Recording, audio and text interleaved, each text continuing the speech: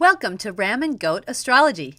Join Helena and me, Laura Lee, each week as we take you on an explorative journey of astrology and health, reading charts, talking planetary energies, while educating and entertaining you.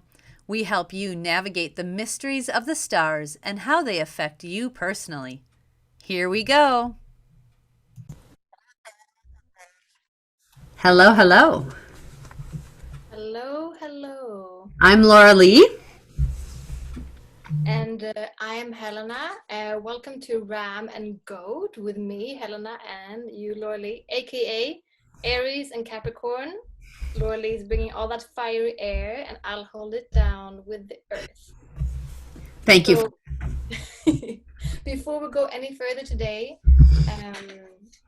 we're all coming in from so many different places, tuning in right now. I mean, we're in two different countries, you and me, so two different time zones. Yeah.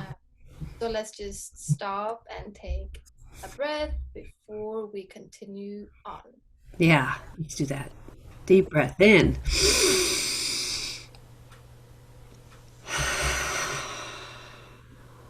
Let's do a couple more. They're free.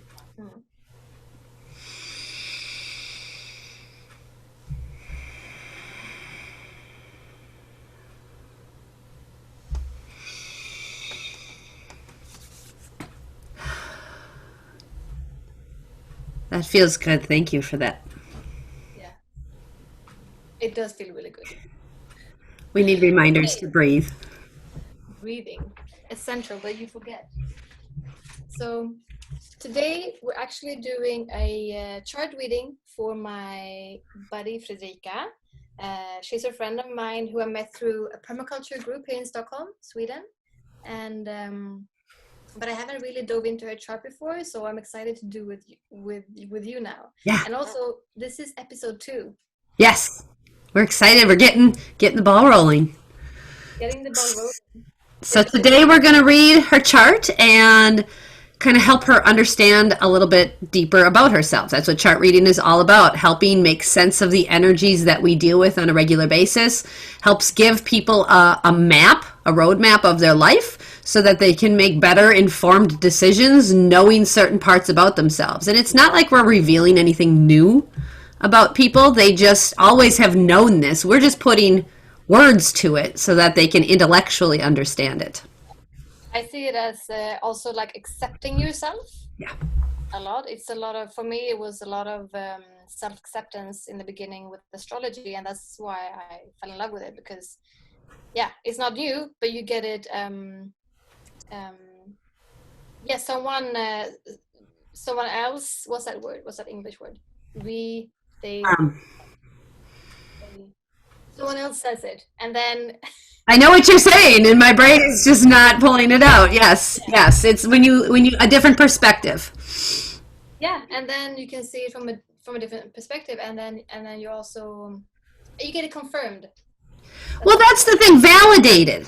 Yeah. Validated is a word my husband uses a lot. He said, I love what you're doing because you're validating people where they have never felt validated, which is why it feels so good to get a reading, because you feel seen for who you are, you feel heard, you feel accepted.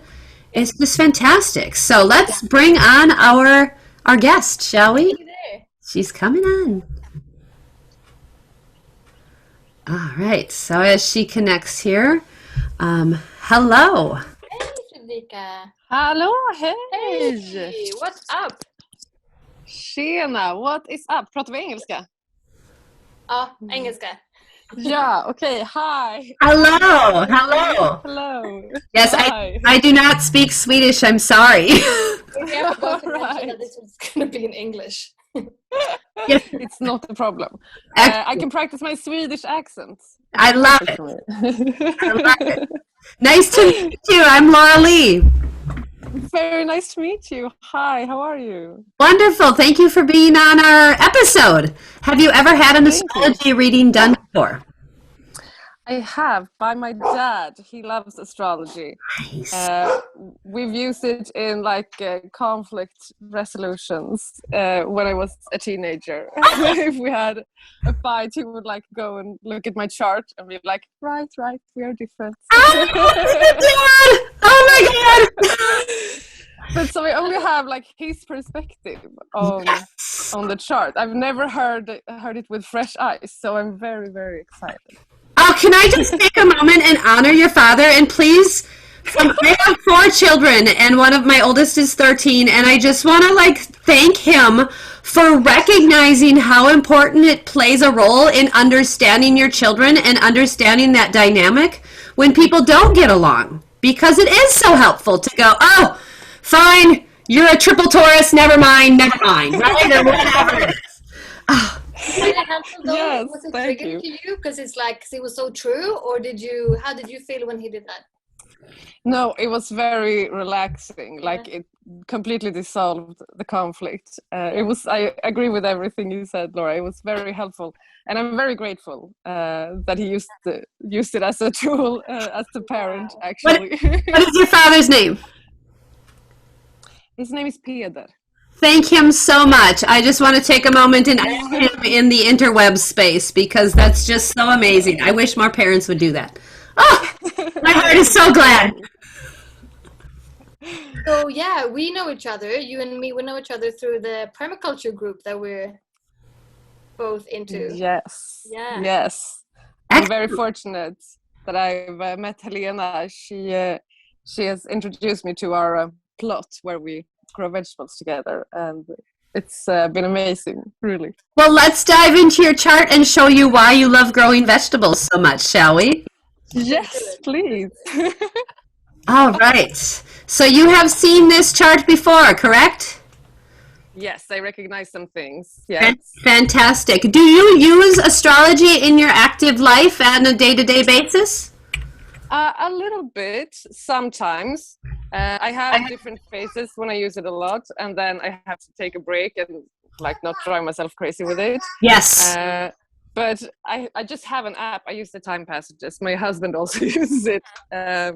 So we will check in sometimes. He's more active with it, actually. I haven't been checking recently. Okay. I like that you have some knowledge of it, though, and that you already incorporate this into your world. Do I hear a little one around you? Yes, my son. He's a year and a half. And what is his sun sign? His sun sign is Pisces, and his lunar sign is Gemini. Uh-huh. And then he has Venus, Aquarius, and Mars, Taurus. Oh, so he loves all the weird things, and his Mars is nice and grow. Oh, I love it. So he has a Gemini, and you and him have a Gemini connection, and then the Taurus connection already. I love seeing parent and children charts. So Wow, yeah.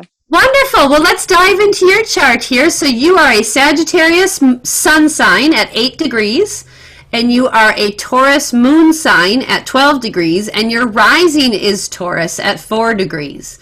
So this is a conjunction. They're within 10 degrees of like the orb. So a moon rising conjunction is a pretty dominant feature in your chart, which would make you very into gardening. So, yay. All right. Yes. That sounds wonderful. Rising, that's not ascendant. Ascendant. Yep. Or is that the same? Same thing. That's ascendant. All right. Yes. So yes, when you were born. Checking, Helena. Do you know what rising is in? No. Yeah. In Swedish? Yeah. Well, we just say like ascendanten, I think, in Swedish, but like because it's your rising sign is what was ascending on the heavens. Yeah. So some people say rising, some people say ascendant, but in Swedish I think we just say ascendant. All right. Then I'm with you. Thank you. Yes. All right, Helena, do you want to jump in first, or would you like me to? Well, I can just acknowledge all of the earth. Yeah. Look at this earth. You are a nice earthy girl there. Look at that. Very, very earthy girl with your 1, 2. and moon. Yep. And MC and your Saturn and your Uranus, Neptune, and your North Node. Yeah. And so much Earth would definitely make you a person who will. The good side of that is that you can get a lot of things done, and you're a very determined person. Very hardworking. Very hardworking. Very hardworking. And the downside is, sometimes you could probably get stuck in work, like that everything is revolved around work. And a lot of Taurus can sometimes, specifically Taurus, can sometimes make you a little bit... just say it, Helena. She's stubborn. Just a little bit like lazy, but stubborn for sure. And stubborn not but both are very true. Yes. Somehow, yeah, like a lot of Taurus can really get you to become Ferdinand in that way, when you just want to sit in your sofa and chill. Let me ask, what is your favorite snack when you are just relaxing and being in your Taurus energy? What's your favorite food that you have? I would definitely say either chocolate or something meat. Yeah. Nice. Something meat or chocolate. So that's either salty or the sweet, huh? Yeah. So how much are you nutrient dense? How much are you emotionally connected to your food? I would say I would say I have like a relationship with it constantly, and it's both good and bad. Yes, as most relationships are. Yeah. But it's something I think about a lot, and I have to like deal with myself in regards to it all the time. Yes. Cooking for my family, cooking for myself, how to feel about it. Like it's a huge part of my day is food. Yes. So let's talk about that a little bit more. So when you were born, you were in the middle with your mama here, right in the middle of this circle. And this is a like snapshot of all the planets in the sky and then flattened flat. So that's what your birth chart is. So each house represents the area of life that the planets are most likely to show up and manifest. So that energy will show up for you very strongly in certain areas. Your emotions is in the first house of yourself and who you are and kind of how you present yourself to, people. And your emotions and how you show up to people and with people can't be separated. Like you wear your emotions on your sleeve like they're tattooed on you. You can't hide these things you feel. People just know where you are at emotionally. Now, this is okay sometimes, but other times it gets a little intense. And the reason it gets really intense for you is because you have opposition. So this means the planets in the sky were opposite each other. And when the planets are in certain angles to each other, they have their own relationship. And like you just said with food, sometimes it's good, sometimes it's bad. As with all relationships, these energies talk to each other, and then you were bestowed with that programming when you were born. So you have Moon at 12 degrees and Pluto at 18 degrees Scorpio. So that means you have to find balance between what you love, and usually when it's Taurus, it's things that look good, feel good, and taste good. And opposite, your Pluto, which is deep, intense regeneration, transformation, and rebirth. So there's this seesaw, teeter-totter energy between these two where you transform and then you show it to everybody. But you don't really want to show it to everybody. You just do. And then showing it to everybody kind of causes this alternate transformation again. And this transformation, then you show it and it's back and forth and back and forth. How does this show up for you in your life? Can you tell me a story about this? I think so. It's very interesting to hear. It sounds, first of all, very dramatic, which applies. Yes. I do have a very dramatic personality. It also sounds a bit like polarizing, like how I will very often pick the opposite opinion of anything that some kind of majority would like. I will pick the counterculture perspective always. Yes. Which causes you like emotional turmoil, right?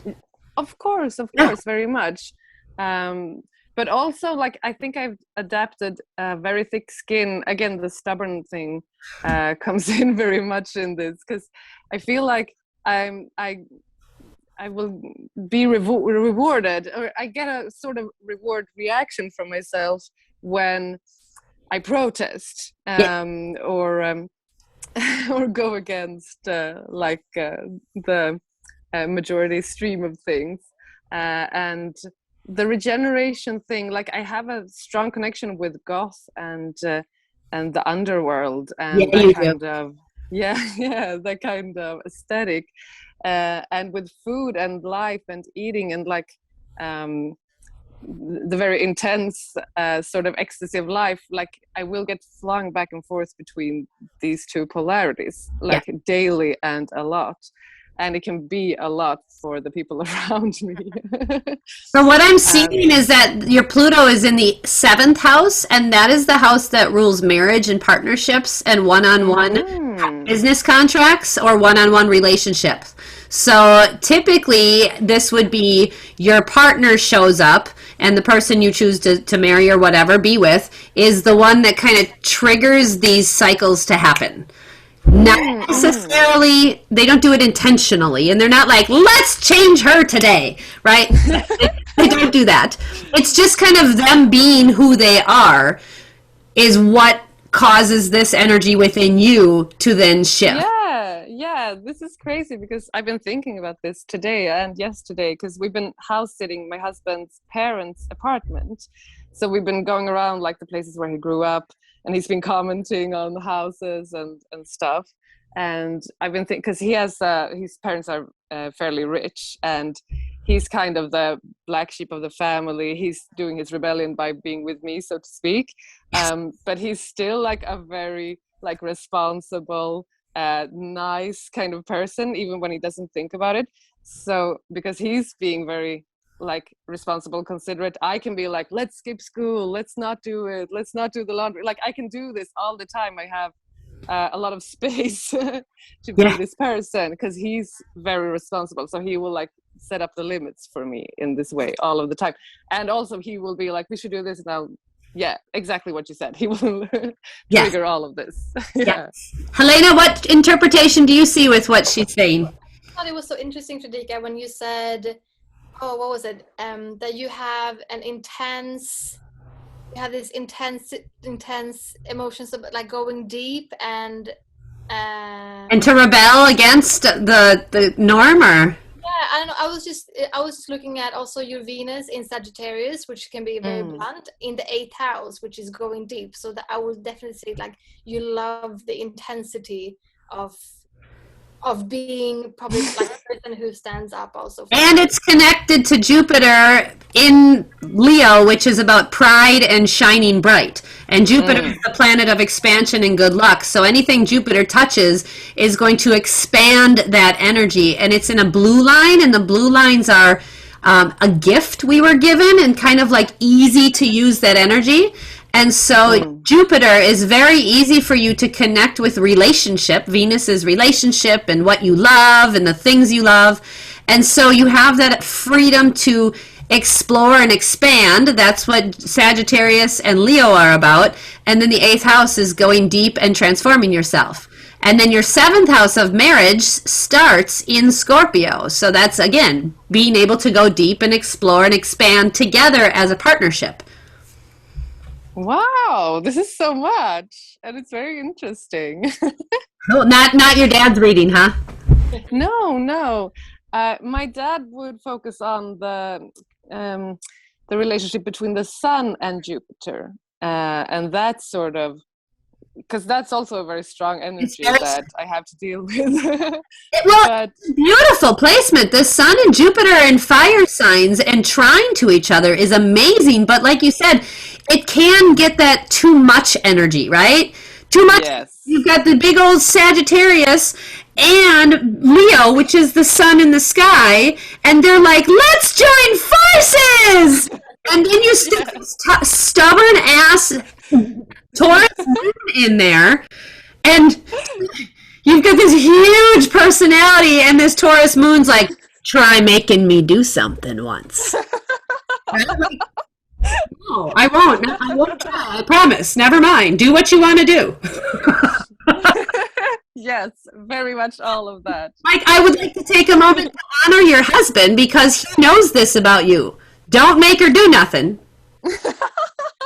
Yeah, it's very true. Let's just like honor him too, right? Like, but this little boy you have in your life is going to be the thing that pushes you and changes you because he's going to make you do stuff, and you're going to have to humble yourself quite a bit. Yeah.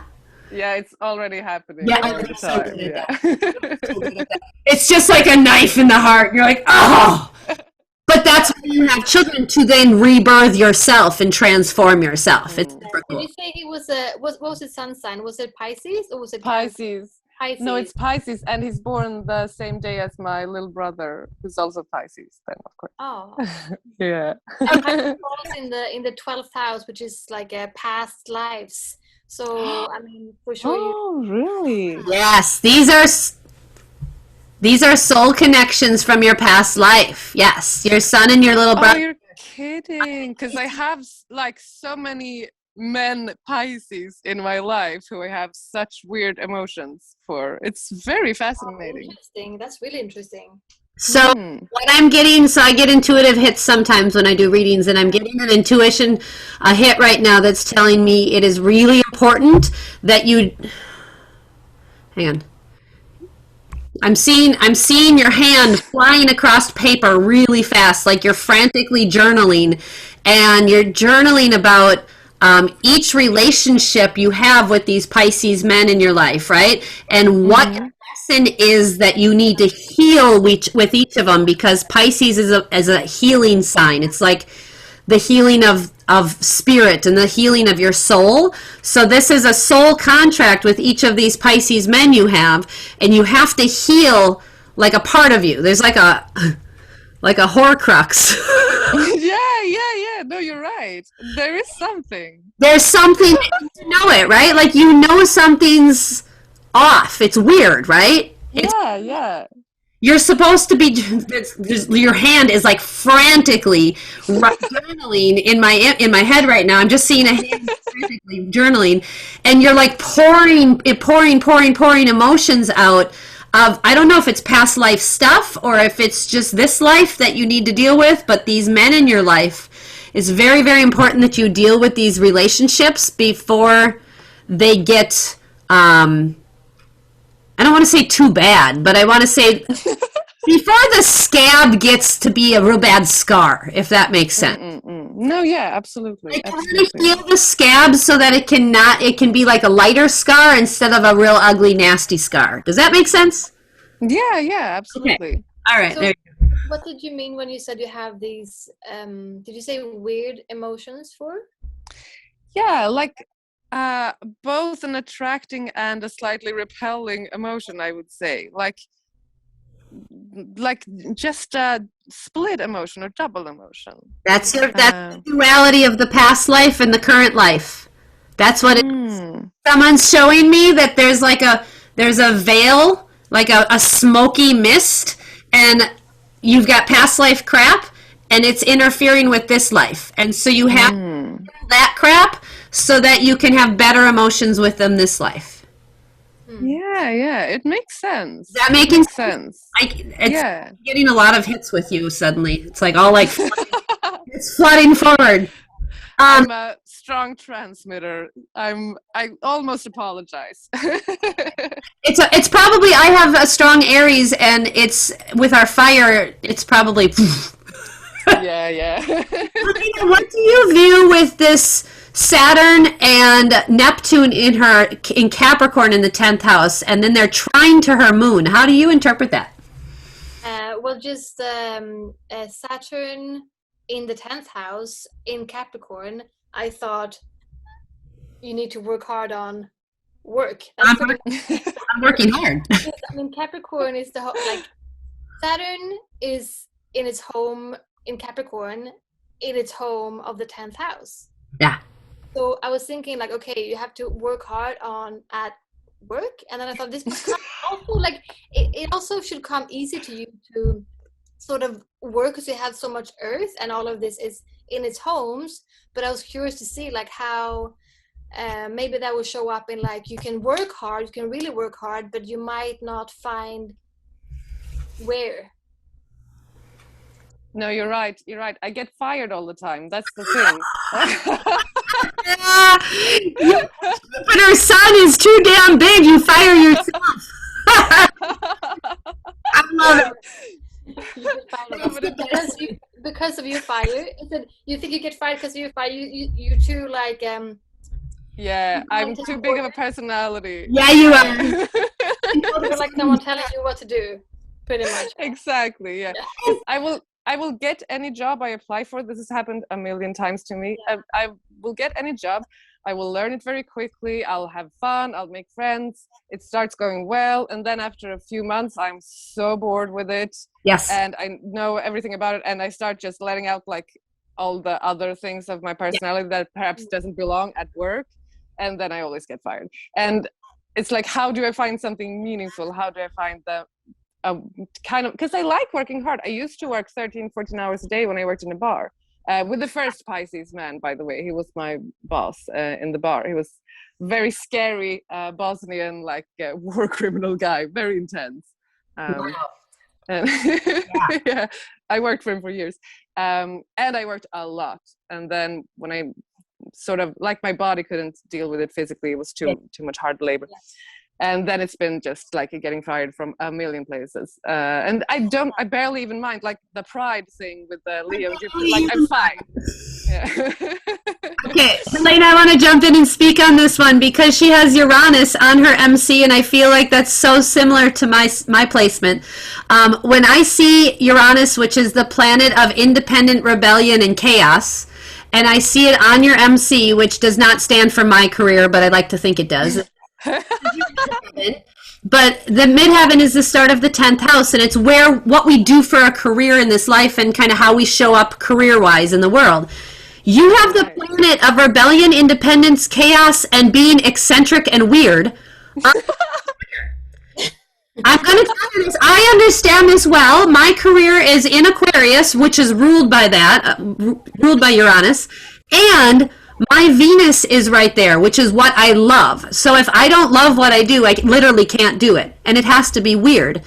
Your career will never be 9 to 5. It will never be somebody else's job, and it will never work for you to work for someone else. I feel like I need to give you permission to stop trying to work for someone else and just do your own business. You have to. Thank you. Permission slip. Here's your permission slip. I am 40 years old, and by the time I was 35, I had 49 jobs. I went to 6 colleges for 11 years. Like, girl, I get this energy more than you can tell. Like, I feel you. And being fired from things, I also have my Mars opposite my Sun, and my Sun is in a fire and my Mars is in an air. When you have your drive and ambition in air and your Sun is in fire, you're like a bottle rocket. Yes. Stop trying to put your energy into someone else's business. Put your own energy into your own business so you can have your own weird hours. You can do your own weird shit. You can be your own eccentric weird person and be really successful at it. So that's your permission slip for today. Quit working for other people. It's not going to. Wow. You have so much earth. You will definitely do it. And yeah, you have Uranus there. That will definitely make it hard for you to do anything normal. And also you have, and I was thinking about also Neptune close to MC and in the 10th house, which is maybe why you keep taking these jobs that you actually don't want. Yes. It's sort of making your career choices a little foggy. Like you think that this is a good idea for me, and then you get into it like, this is not what I thought it was. Yes. Yeah, I love this. Yeah, Because very interesting. Neptune is like if you put a cloud over the top of you, right? It's very foggy. So Yeah, that's how I normally feel. yes. But Saturn is just, down a little ways over here, and Saturn's like, you should be working hard. And then Neptune's like, well, what do we do? Exactly. On what?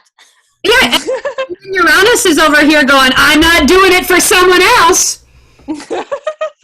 Screw that shit, right? And then Mercury is over here, and Mercury loves being in Sagittarius because Mercury is the planet of thinking and taking in information. And it's in the 9th house ruled by Sagittarius, and it's in the sign of Sagittarius. And Sagittarius is all about learning and teaching and helping others and exploring and traveling and having fun. So your career needs to involve information and the exchange of information, and it better be fun or you're not going to do it. Yeah. What You're do right. you do? What do you want to do? It's been a ride. Well, I'm not exactly sure what I want to do.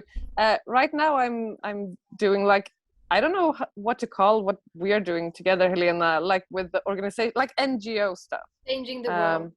Yeah, and ending the world, changing the world. Changing the world. Yeah, yes. I'm in some, like I'm on the board for some organizations. I don't have a job currently that I'm making any money from. And it's because I've been on mom leave with my baby. Yep. And I haven't gone back to work yet. And it's been like, oh, what am I going to do? And also my husband doesn't mind making a lot of cash. So I'm very lucky with that. But I want to work with what's called transition, like the transition network, and organizing for transitioning our society from what it is now to something sustainable and regenerative. Yes, please do that. Please do. That's weird enough. Thank you. It involves thinking outside the box, which Mercury in Sagittarius is all about traveling. And that doesn't necessarily mean physical travel, but it could mean grabbing ideas from other planets, right? Like you think from out there and pull it into you. So traveling with your ideas, visiting other countries via the internet and checking out how they're doing their sustainability stuff, like, and pulling that into your hometown and how to do that. That would be ideal for you. Thank you. Yes, that's also, like kind of what I'm. Sorry, that's kind of No, that's like kind of what I'm working towards. It's just at the moment very hard to make any money from it. But yeah, I'm exploring that. yeah. Something like that. Helena, what were you going to say? I was going to say about Uranus also being very much a humanitarian. Yeah. It's also the planet of humanitarianism.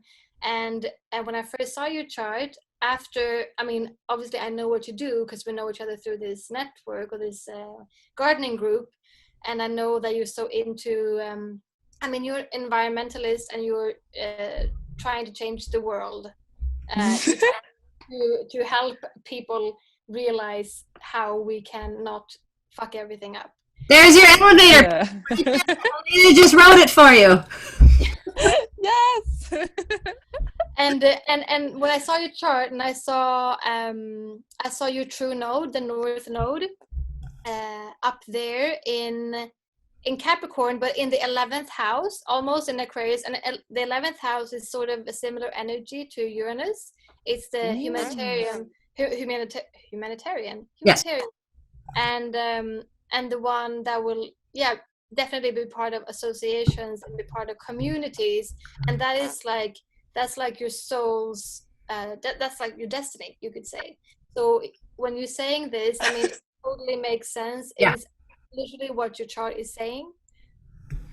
That's the direction. And also it's at 29 degrees Capricorn. 29 degrees is the last degree before it moves into another sign. And it's literally stepping out of earthy, hardworking Capricorn, and it's moving into the intellectual, humanitarian, Aquarian energy. So you are a transitioner person. Like literally, that is what your karmic leveling up or your soul is here to do, is to transition people out of this old, stagnant way of being into a new technological, where we use technology to solve these problems we have, and we use new enzymes to break down plastics, and we do, right? Like whatever craziness you come up with, that's what your soul is here to do. You're literally at this transitioning by only a few minutes, right? It's at 20 minutes. So you're at this cusp of transitioning people over. That's literally what you're here to do.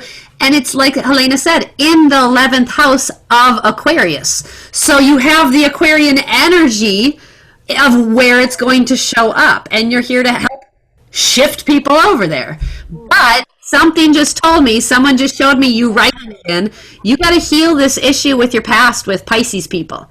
Like you got this, look at this. This is your 12th house, and your 12th house is your past life, generational trauma. Now, while you don't have planets in there actively, currently Neptune, Saturn, Jupiter, and Chiron are all transitioning through it. So in the sky, you have a lot of energy that's going, hey, it's time to deal with this shit here. Right here. Yeah. Deal with this. So it's time for you to use your intuition. Neptune is your intuition. To meditate for a little bit when your little one is sleeping. Do some meditation on a specific person in your life to do that healing. And utilize Neptune in the sky and utilize Saturn in the sky, and he's in the sign of Aquarius, which is the weirdo, you know. So you weird alien energy, you use the spirit energy, and you heal that crap so you can let go of what isn't serving you, and then you can move forward and help other people do their shit. Oh, this is very mind-blowing. I mean, it's very good news. Thank you so much for all of this. It's very good news, especially about the 11th house transitioning stuff. That's amazing, and I'm humbled and mind blown about all of this. The Pisces stuff is very scary, but I feel like I can feel that it's the type of scary that means I have to just dive into it. And I'm actually meeting one of the Pisces people next week. So yeah, or no, it's this week. It's like in 2 days. So it's, something's happening. So when you're in that Pisces with that Pisces person, I encourage you to sit in your Taurus moon. Look at how many active energies you have to Taurus. 1, 2, 3, 4, 5 aspects. Your moon is touching 5 of your planets. So when your emotions are connected to that many things in your chart, and especially with yours in Earth, you have this amazing ability to just sit and observe all of the feelings and all of that, and you don't have to react to them or respond to them immediately. I have a Gemini moon, which is an air moon, and I have to react to them immediately, or I will... You don't have to. You can just sit and observe and be Ferdinand and just watch everything, and then go home and go, all right, let's process this, right? You can just take it with you and deal with it later. It's kind of like your superpower, but you have to process it and deal with it, or if you don't, it builds up and causes problems. Yeah, it's very good advice. I was kind of going to do the opposite, but you're right. Yeah, I can see how it would easily go the opposite way, because you also have, Mercury is in Sagittarius. Fire, fire, fire. Which would, make you just like communicate in a very fiery, fast way. Like those fireworks that you shoot off and they're like pop, pop, pop, pop, pop, pop, pop, pop, pop. That's Mercury in Sagittarius is like. So when you communicate, it's like bam, bam, bam, bam, bam. And I encourage you to pull that back in and keep it up here and keep it here and go home and pour it into your journal.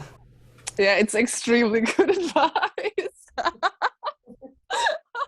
I understand this energy. I do. I really do. Also, one of the reasons I gave you that advice is because there is a red line from your moon to Jupiter, and it's almost the exact degree, 13 degrees and 12 degrees. A short red line is called a square energy, And a square is a restrictive influence, like your watering hose has a kink in it. Okay? Water does trickle out, but when you open the kink up, it obviously flows better. The problem is your birth chart is what your birth chart is, and we can't open that valve up. It's just stuck there. So you have to it requires this kind of awakening of this tolerance between Jupiter, which expands your emotions, and your moon, your emotional planet. So there's this expansion, but the expansion isn't necessarily a positive. Usually Jupiter is more positive, but in this energy, this square energy, it's difficult for the two planets to kind of come to a compromise. They are almost like arguing with each other. So emotionally, you can get really triggered in a big way, and then Mercury would easily let it fly out your mouth, I'm sure. Yes. I'm sure this has happened in the past. Yes. So I would encourage you to, again, become that observer where you kind of come out of yourself and just observe the scenario. Hold the emotions with that earth moon. Hold your thoughts in the fire and just keep them swirling. Keep the mouth a little bit less active. Yes, yes. And then go home and use all the words on paper to process the feelings in a healthier way, then address the person after. Does that make sense to you? It makes a lot of sense, and I'm kind of excited about it. Like identifying with this moon and Taurus quality more, because I'm feeling very like energized. This whole week is going to be a stress, like maniac period in every way. And I have like so much to do, and and I have to cooperate with a group of people, and right, she says. I mean, also that stubbornness, it comes from that T-square, because that T-square it's all in fixed signs, Leo, Taurus, and Scorpio, and it will just definitely make you want to do things your way, and might make you not want to be super flexible. And maybe we change the wording just a little bit. Instead of I have to cooperate, you can say I get to practice cooperating. Yeah, pretty much. I get to practice cooperating. Let's face it, you're never going to be fantastic at cooperating. No. This is not. I can be in some situations. I can be very cooperative. But if I get the slightest feeling of like I have a vision for this, then it's like done. Yes. So reeling into this like moon quality seems it's a very exciting option for me. I feel like something for me to experiment with. For sure. Yeah. And recognizing how much it affects your hard work. Saturn is here to help you embrace this moon quality. Neptune is your intuition sign and your inner knowing, and it's connected beautifully to your moon. So your emotions and your intuition are super connected. So a nice thing you could do is use some like aromatherapy or something before you go into a scene where you get to practice cooperating. You use some aromatherapy and take 5 or 6 deep breaths, and you say a mantra. And whatever that mantra is and whatever feels good for you at the time, I'm certainly not going to tell you what to say because I know better. Thank you. You find the mantra that works for you where you can, help practice cooperating. But I think grounding yourself in your intuition and your emotions is always the best move for you. Whenever you're feeling that fiery too muchness, remember you do have a lot of earth to ground you, and you do intuitively know the answer. It is in there. Never doubt your intuition, and when you're questioning things, stop and breathe and ground yourself, because then the answer will show up. Yeah, that's very good advice. Because that's usually a pitfall for me. Like, I don't trust myself. I'm like, I'm going to mess it up, and then I do. So, yeah. You have 3 things in Sagittarius, and your Mars, which is what you drive through life, is in Gemini, and Gemini is the bipolar sign. It's very black. Yeah. So your drive and ambition is like, yeah, let's do it. Oh, I don't know. Should we? Yeah, I want to. I don't know. Yeah, I think, but this, it's very hard for you to actually take your drive and stick to one thing because Gemini is the twins and they don't get along. Yeah. So that wishy-washy energy combined with your fire up here can definitely lead to intense confusion. And so when you're in that energy, just know you have lots of earth, girl. You have lots of earth to tap into and pull down into your heart and into your solar plexus and just breathe there for, I don't know, 4 or 5 breaths. It doesn't take a long time to ground you. And then ask whatever question. Ask your angels, ask your guides, say, what do I need to know right now? You know, what's the action I need to take right now? And you'll get your answers. Yeah, that's very good advice. Thank you. It really is. When you say what you just said, that you think you had this idea and then you think you're going to mess it up and then you do, what is the fear of messing up come from? Oh wow, yeah. I think the fear of messing up comes somehow. It's a bit old to blame the parents, but both of my parents are musicians and performers, and growing up I've been like always exposed to someone's opinion, like oh, she's singing flat or sharp, or oh, they're offbeat or unbeat, and oh, they're gonna make it, they're not gonna make it, like this sort of judgment of who's gonna come through and make it and be successful. It's always been there in like the field of the arts, Yes. which are very dear to me, and to me it's very important to do like ugly, weird artistic things, of course, because it's like you don't mess it up necessarily. It's about something else, expressing something else. Yes. So yeah. So I think sometimes I will take the easy way out by doing something weird instead of like committing 100% to doing something good or appropriate or tasteful, because it's someone else's idea of something, and then the confusion comes in. So I think that's where I get lost with things. It sounds to me, Helena, did you have a thought on that, or do you want me to jump in? Yeah, well, I thought about your Chiron placement. Yeah. Which is in the 5th house of Fun. arts and fun and being creative, and so Chiron is called Chiron the Wounded Healer, and that will show us where we came into this life and with a wound and something we probably experienced, especially growing up when we were little. And yours is also in Cancer, which is from your home. So yeah, it makes so much sense that you felt like you were being judged, or like you have some kind of wound around being creative from your home.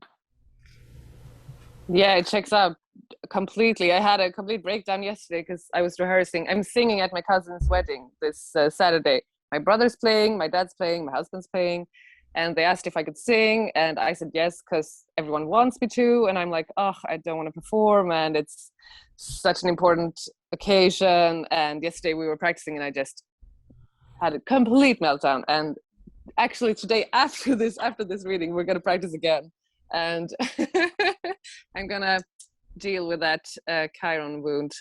And sure. Your dad was there practicing with you yesterday? No, me and my husband were just practicing, so it was more of a chill session. But my brother's coming over this afternoon and we're gonna practice, and he's one of the Pisces people, so yeah, it's everything for me today. Yeah. And that complete meltdown you had is just your normal, because you got emotionally triggered by a wound in your past, and it's opposite basically destroy, rebuild, and recreate with your partner in your 7th house. So what you just described yesterday is exactly what I'm seeing in your chart. So just kind of take note that Jupiter is in your 5th house of play and creativity and fun as well. So you have this giant expansive need to play and have fun and create, but your wound is there, and it's in the sign of Cancer, and Cancer is a water sign, which is healing and nurturing. You must create, and it must be healing and nurturing to you, and it doesn't matter if it's weird and ugly. That is what's healing and nurturing to you. And the opposite of this T-square, it looks like there's 1, 2, 3. We're missing a leg for for our foundation, right? So the relief point would actually be at 13 degrees Aquarius right here. So if you had a relief point, if there was a planet here, you would then have a nice solid foundation in your chart. Right now you're kind of like gimping along with 3 legs and you're missing one. Yeah. So in order for you to create balance and foundation, you actually do need to be as weird as you want to be. It's really important that you are crazy and weird and all sorts of things Aquarius. So get on with your freak self. Thank you. I was also thinking about that when you said about how you always how you get so much energy standing up, demonstrating all of these things, and that's such a nice way to use your T-square. Yeah. Because your T-square is like you get a lot of energy from that. It's a lot of tension, Yep. and you use that Jupiter in Leo allowed like I'm gonna speak what's on my mind, and I'm gonna Roar. yeah, and then the opposite is in the humanitarian Aquarius in the 11th house also. So that's such a great way to use that energy. Yeah. So it sounds to me the more I listen to you talk, you're really just confirming that you are living in the energy of your chart. You really are doing what you're supposed to be doing. It. The only thing I hear is that you're doubting it. So I think what this reading today is helping you with is to help you own your weirdness, own your things, own your crap, right? Like own those things. It's really, really important for you to accept that strangeness about you. You can't have Uranus on the 10th house and not be weird. Like, sorry, just you.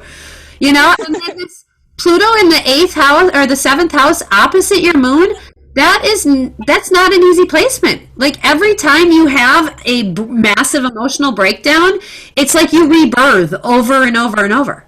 You release a bunch of crap and now you're a new person. Hi, right? Yeah. So as much as they suck, when you have these emotional purges, they're really important for your growth and development. Really important. Don't hold them in. The more you hold them in, the more the pressure will build and the bigger and more explosive they'll become. Yeah, that checks out. I recognize that. Spot on. What is so great about astrology, like we said in the introduction, is that you really get this validation. You get this, permission slips to be yourself. Like, okay, you have a lot of Uranus energy in your chart, so permission slip for you to be weird. It's fine. You're always going to be like that. You're never going to have the normal job, have the normal career. No. And so there's no point in thinking about maybe or comparing yourself to others who do have that, because it's not in your destiny. You just need to hang out with more weirdos like us. Yes, please, let's. And the more weird you are, the more balanced your chart will get.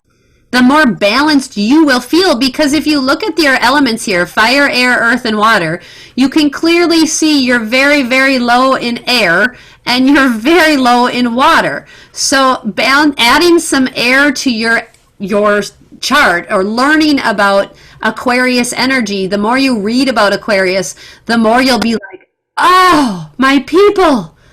Oh, right? You'll feel that energy, and you'll probably attract a lot of Aquarius energy to you because you crave that in your life. So that's how you kind of balance your chart out. Same thing with watery people.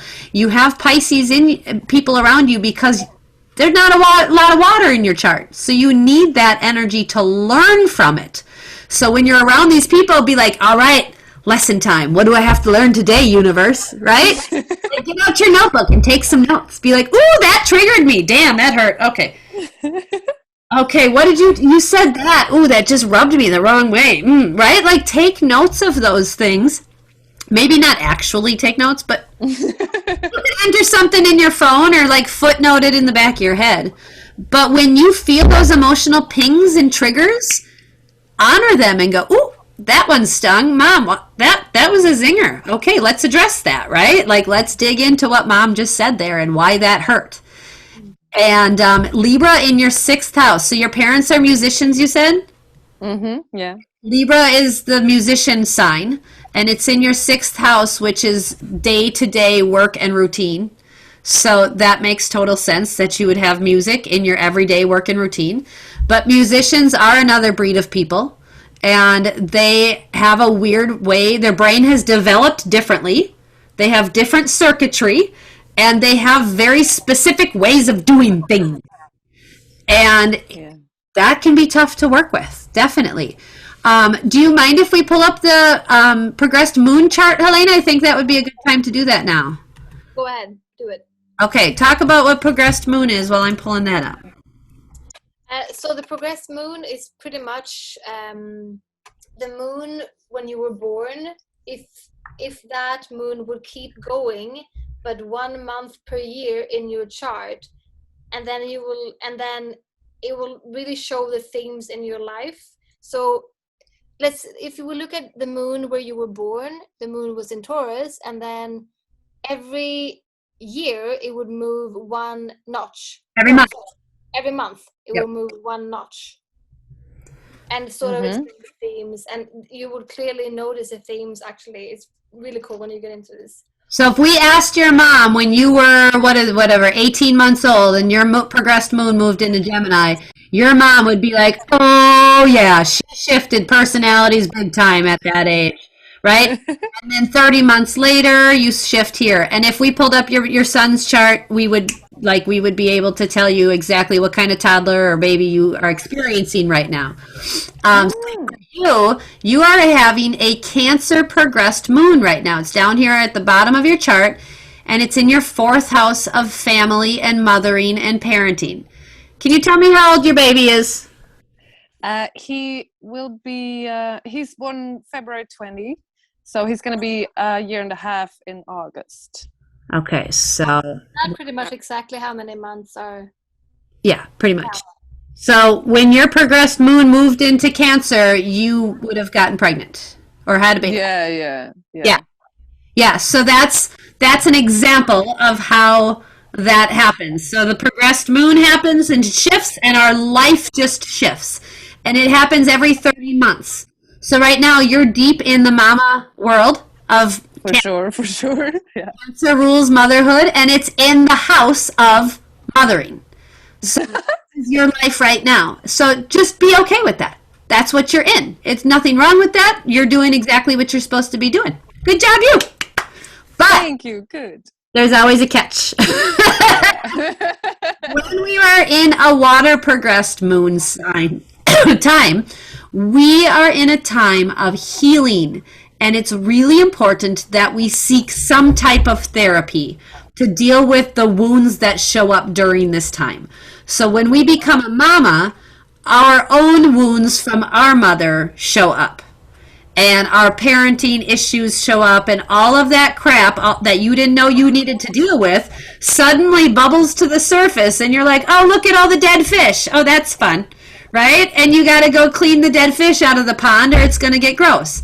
So right now for you, it's very important that you are healing and dealing with any mothering wounds you're experiencing, and actively taking action on them, seeking therapy, whatever therapy looks like. I mean, this could be your therapy for all I care, right?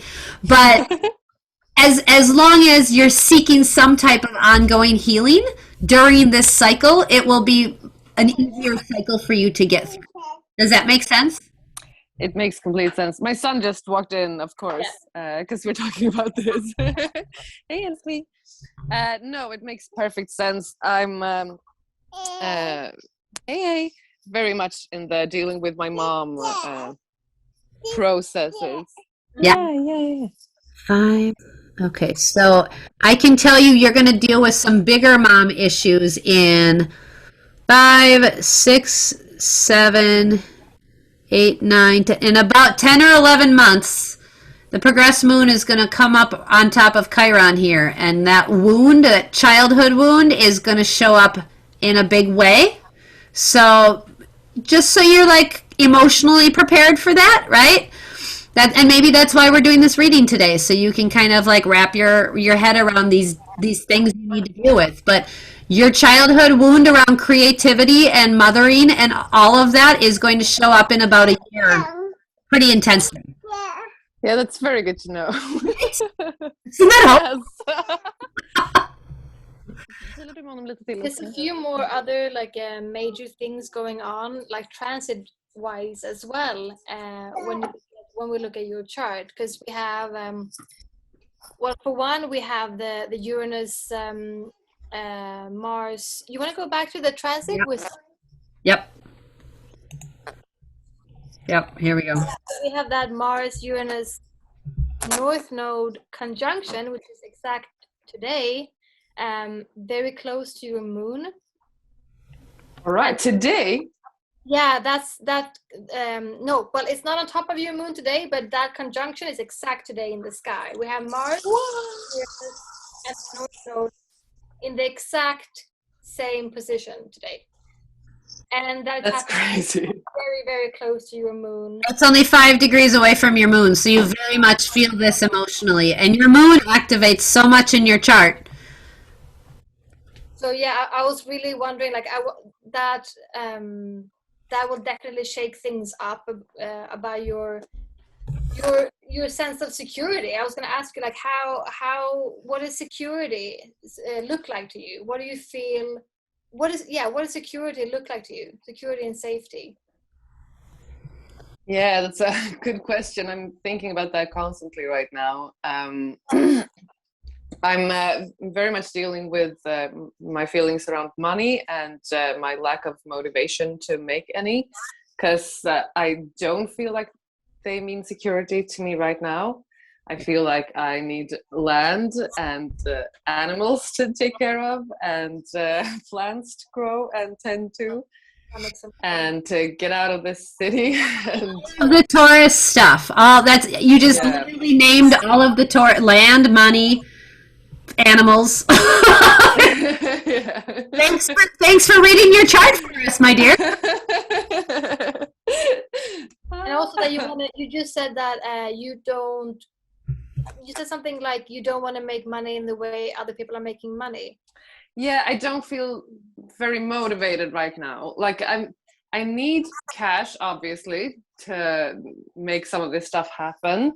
But it's very hard to find the motivation to get it work, obviously. And also, like, I'm not trusting money right now. I feel like the financial system is gonna break down and everything is gonna like it's not, you can't eat money. We need clean waters. Right. And let's look at this. This Mars, North Node, Uranus are at 18 degrees Taurus. Let's look at your Pluto here. 18 degrees Scorpio. So these in the sky are absolutely direct your deep inner transformation. You are not, Mars is the planet of motivation, and it's in Taurus. When Mars is in Taurus, there is no motivation. It's just mad. It's like, I'm motivated to just stand here and look at the flowers and eat. Like, I'm not motivated to go do work. Taurus does not care for work. They're not real big fans of it. Like, they will if they like it, and it's, brings them more fun. But, in general. And then Uranus is right there, and Uranus is all about independence and freedom and a new system and a new way of doing things, and the old way is done. Let's create a new one. Yeah, I'm exactly there. Taurus is this, is money and stability and structure, and it's all opposite Pluto in Scorpio. So you're like, let's transform into somebody new.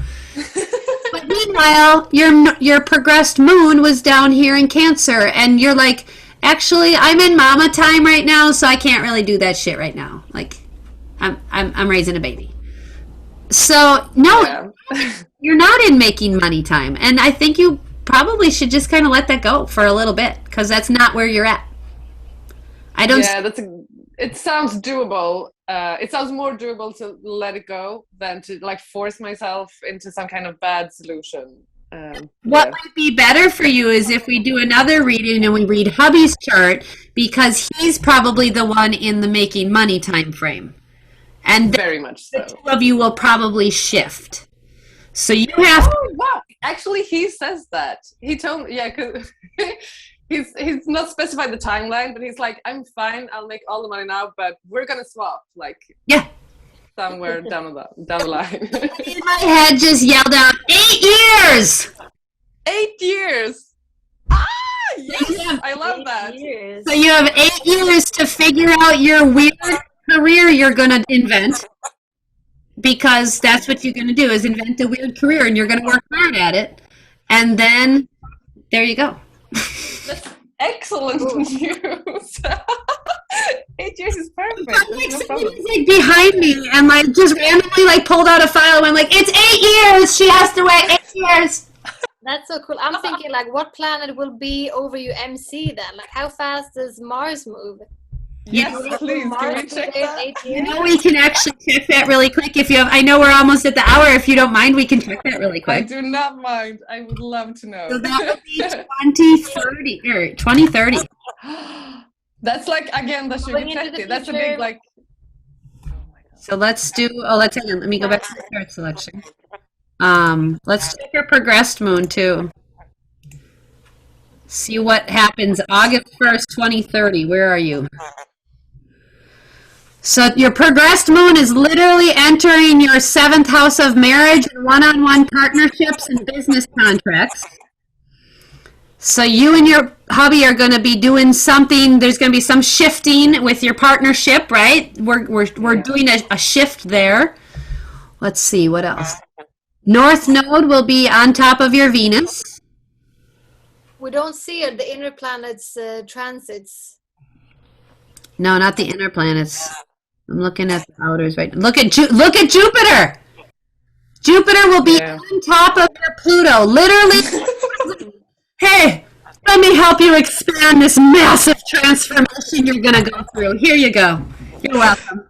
Oh my goodness. Yeah, that is that would be massive. And Chiron will be over here opposite that on your moon. So you'll have a Chiron moon conjunction opposite a Jupiter Pluto conjunction, and your progressed moon will be moving into your marriage, partnership, business house, one-on-one business.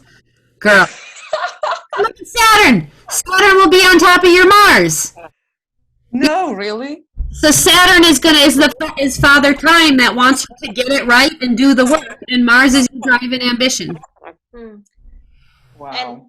And then also, I don't know about this, but I get the feeling because Pluto is in Aquarius in the 11th house for you, and that is just like, yeah, transformation in the way you can be a humanitarian and how you can help communities and be in community. And it will, hang on, let's check that will be at 10 degrees Aquarius, and it will be, and your own Jupiter is at 13 degrees Leo, so it will be almost opposite over here. So you'll have a Jupiter in the sky conjunct your natal Pluto. You'll have a Pluto in the sky opposite your natal Jupiter. You'll have Saturn in the sky conjunct your natal Mars. You'll have Chiron in the sky conjunct your natal moon. Opposite. And then you'll have North Node, which is like your leveling up, your karmic leveling up, on top of Venus, which is money and what you love. Girl. Yeah. You have 8 years to prepare. That's amazing. That's so amazing. But can we also see the inner planets? I'm intrigued. I just want to know where. Let's see what else I can pull up on this. This is so crazy. I know. Now we're going on the day in 8 years, right? Yeah. Yeah, let's Yeah, do yeah. the chart wheel, right? With Transits. There we go. So, the inner planets we've got. I'm just reading. So we've got Mars and Venus in the 4th house.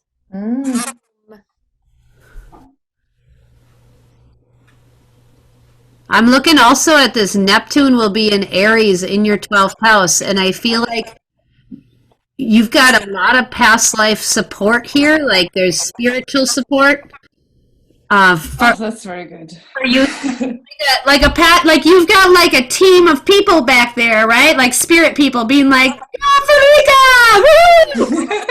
Yeah, because Neptune's home is in the 12th house. They both have, they have that same energy of the nebulous and the otherworldly. everything otherworldly. And Aries is about go, like do it, be the leader, do the thing that your heart is calling you to do, and don't ask for permission.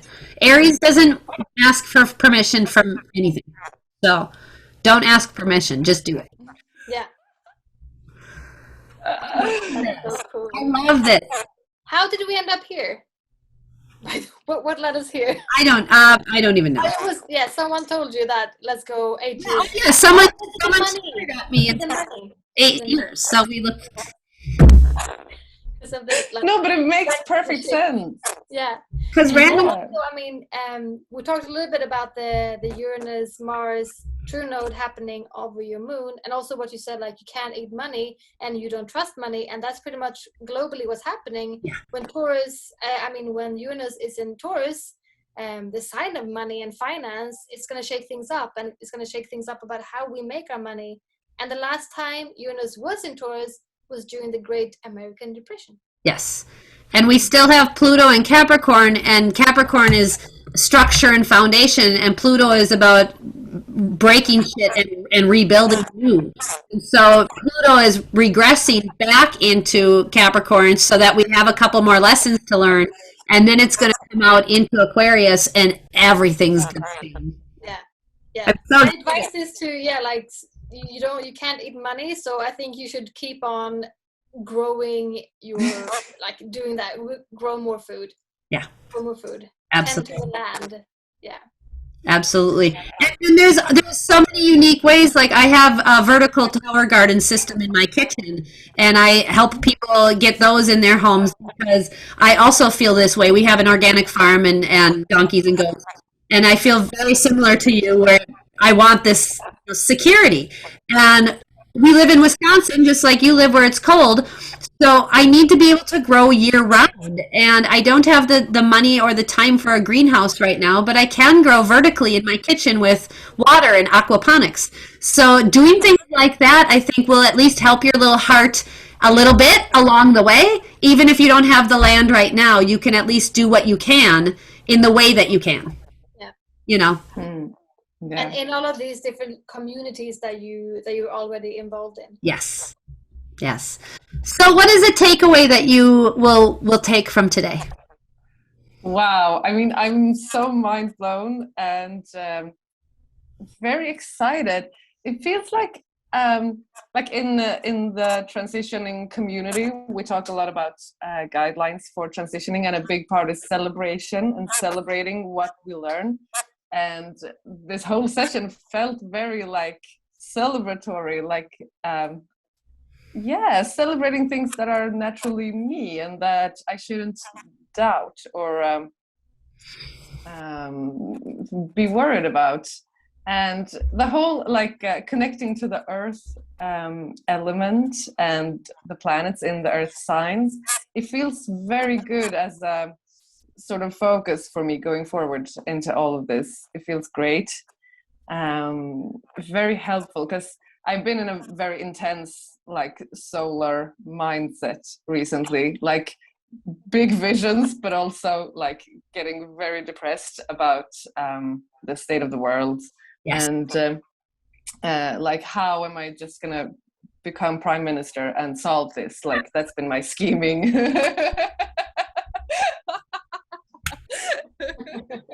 You're so adorable! Oh, I love it! Fredrika for president. Thank you so much. Vote for me in 8 years. It's election year. Whoa! Hang on, that might be something. That might be a thing. That honestly, I mean, with your chart and all that Capricorn at the top of your, I would not put that past you. You have the ability to work like nobody can, like nobody. So, if you were on the ballot, I would be like, yeah, I knew that. I knew that. I put it there. No, but really, and if you want to do my husband's chart sometime, he would love it. We would love it. Yeah. That could be a hilarious husband-wife thing. That would be amazing. I would love that. Yeah. So your homework for today is to take this video. So we will send you a copy of this. Your homework is to take this video and let this sink in for like a week. Don't watch it right away. Let it kind of ooze into your cells and permeate all that earth. And in about a week or so, when you feel comfortable, sit down, maybe with your husband, probably with your husband, with all that house stuff, and watch it with him with a notebook and a pen. And I want you to intuitively write down the things that ping you. Ooh, she said that. Ooh, Helena said this. Ooh, that's, write those things down. And then at the end of watching it, I want you to read your chart or what your list is, have hubby read it, and you each circle like the top 2 things that seem to be the most prominent or the most intuitive. And then put your energy or your focus on those things. Does that make sense? I love that. Yes, I love that so much.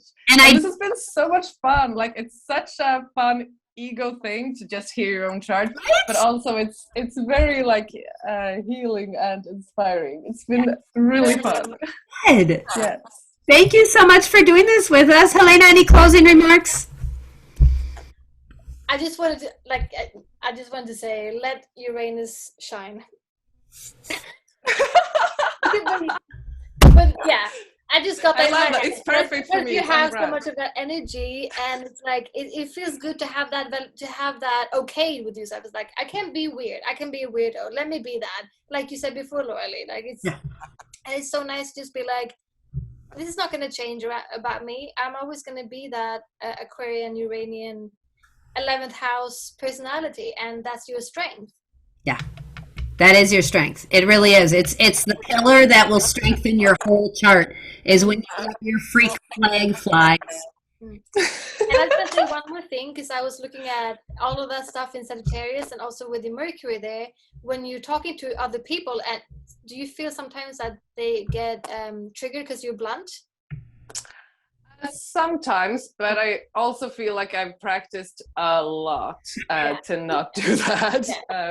I've been a bartender for a long time, so I've had like all the practice I wanted to sort of smooth the corners, but I still like, I will say weird stuff and triggering stuff, but I'll like get around it, smooth it over somehow. Yeah. I was going to say, because sometimes things can come out quickly, and it would be a nice thing if you're not already doing that to just, if that starts feeling weird, if you feel like the vibe got weird because they take it in a different way than you intended it to sound, then it would be just a good thing for you to just go in and say, oh, maybe that sounded a little bit weird. Just validate the feeling. Yes.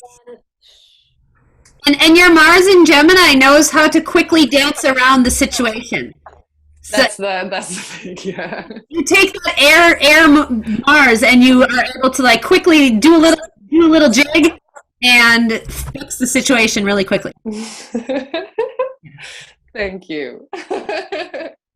Thank you both, and thank you for inviting me. Thank you so much for coming today. We hope you enjoyed it, and we would love to do your husband soon.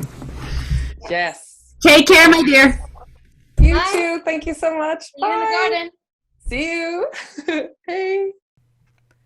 Thank you for tuning in. If you would like to be a part of our show or have a personal reading done with us, email us at ramgoatastrology@gmail.com. We can't wait to hear from you. See you next week.